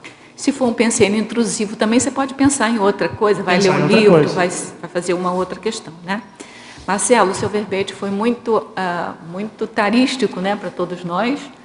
Nós agradecemos muitíssimo a presença, a participação sua, parabenizamos pelo verbete, esperamos muitos outros verbetes, né? Nós agradecemos a todos vocês presentes aqui com as perguntas, com o debate, né? Os teletertulianos também nós agradecemos, esperamos tanto os teletertulianos quanto vocês, tertulianos, nos próximos dias aqui de tertúlia para movimentar e fomentar aí os nossos debates. E passamos então para os nossos comerciais. Obrigado. Hoje tivemos 28 assinaturas no livro de presença, 11 perguntas presenciais, 21 online. Temos o recado da Cíntia sobre o Congresso de Autopesquisologia, e a Marina com o curso acoplamentário. E agora, Eliana, sobre o programa Amigos. Boa tarde. Você, teletertuliano, que está conhecendo a Conscienciologia através das tertúlias há pouco tempo, existe um programa chamado Programa Amigos da Enciclopédia, que é a sustentação, a base de sustentação financeira, o arrimo financeiro desta enciclopédia e de todas as suas instâncias de produção, inclusive este tertuliário, com a transmissão diária das tertúlias, a entrega, né, gratuita do verbete diariamente e também do Holociclo e do Holoteca. Então você pode e deve retribuir tudo, né, que você recebe aqui diariamente, sendo um amigo da enciclopédia. É uma adesão financeira anual que lhe dá vários benefícios além de estar participando dessa nossa mega GESCOM coletiva. Você entra em contato com o CAEC pelo telefone 45, que é o código de área, 35 25 26 52, e peça para ser amigo da enciclopédia. A gente agradece. Boa tarde a todos.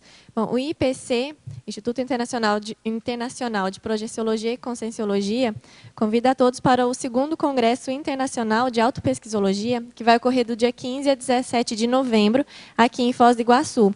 Para promover este evento e instruir melhor as pessoas com relação ao que é autopesquisa, quem ainda não tem, quer saber como fazer, o IPC está promovendo em várias cidades do Brasil palestra gratuita no dia 21 de setembro, próximo sábado, às 15 horas. Então, são diversas cidades que terão o tema de palestra Autopesquisa e Interassistencialidade ocorrendo ao mesmo tempo.